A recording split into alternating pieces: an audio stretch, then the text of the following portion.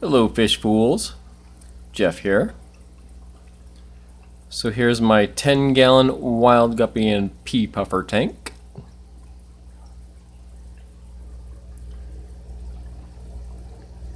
Take a look at the pea puffer right here. So cool. Alright, so yesterday I made a quick video showing this female dropping a fry in action. So I just did a water change in this tank yesterday, and while I did that I rounded up this guppy to put her in here, and maybe an hour later she started dropping fry. One of the things I first noticed was the pea puffers all coming up close looking at it like they were interested seeing. I guess they saw the fry and they were seeing if they can get at it to eat them, but while doing that I watched a little bit and I saw a couple fry come out, and then grabbed my camera and bang, right away she dropped another one. So altogether right now there's 10 that are alive.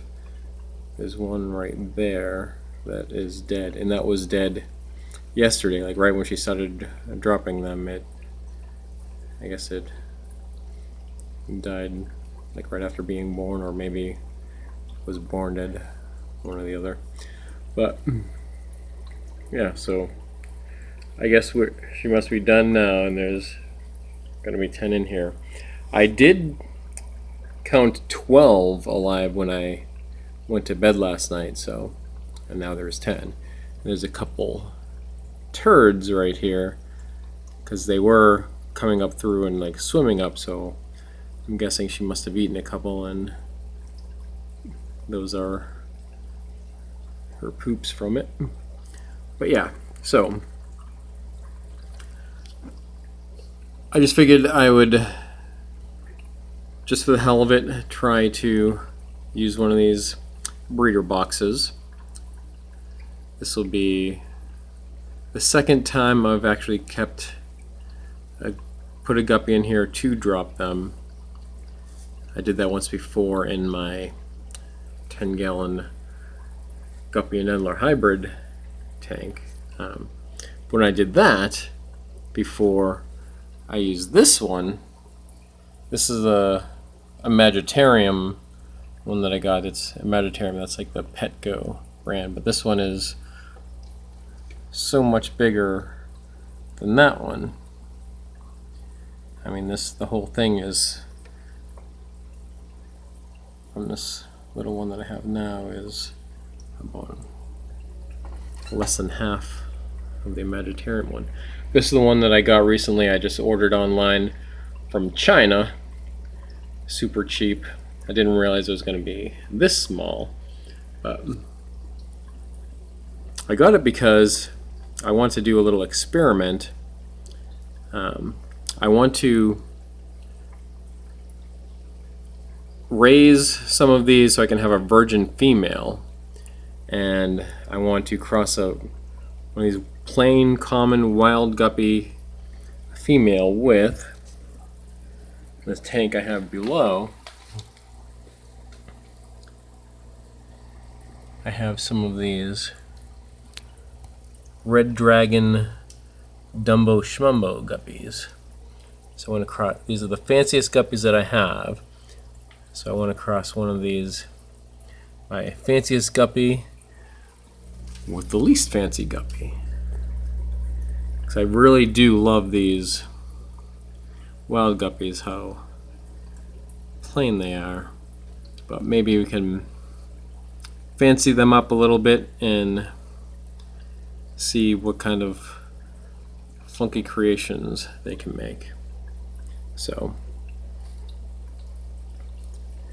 like I said, I want it to be a virgin, so that's why I have this box. So I'm going to try to raise them in here, and then I'll pick a female out of that by the time it grows and it's ready, and I'll I think by then I'll have another tank set up that I can do that just for a breeding experiment.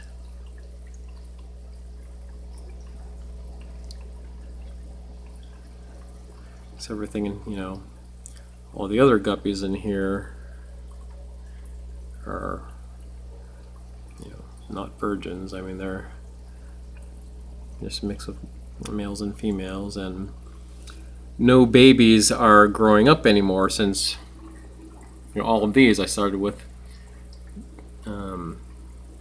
I initially bought 10, and I think 9 of the, or 11, and a couple of the first of those died.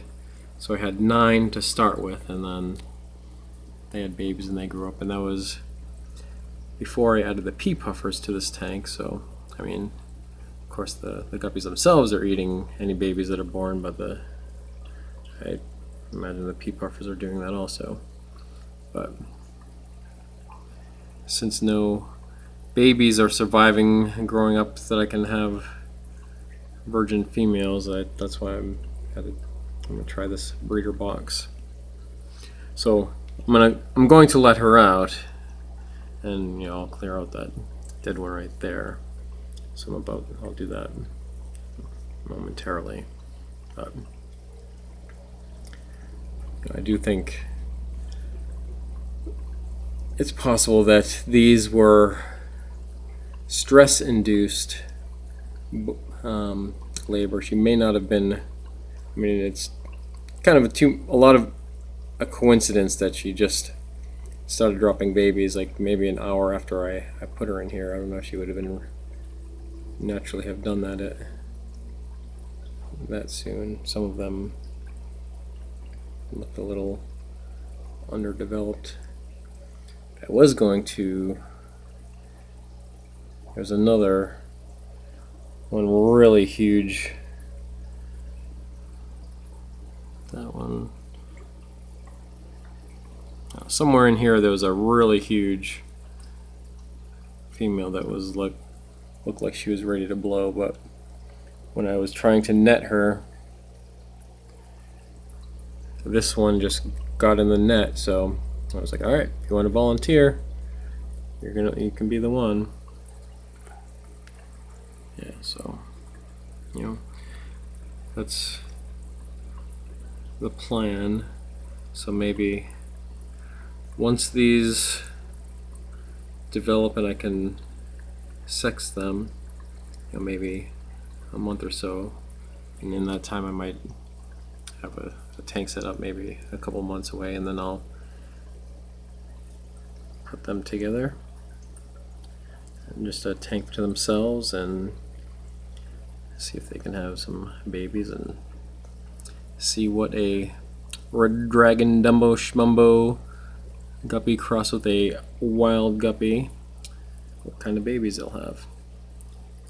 So here, this tank, starting to get a lot of black beard algae, so I think I'm going to bring over a Siamese algae eater from my 10-gallon mutt guppy tank, because that tank started getting hair out, black beard algae, and after I put the Siamese algae eater in there, no more blackbeard algae. So see, bring it over, see if I can do that. So it's kind of one idea that I had with those is I can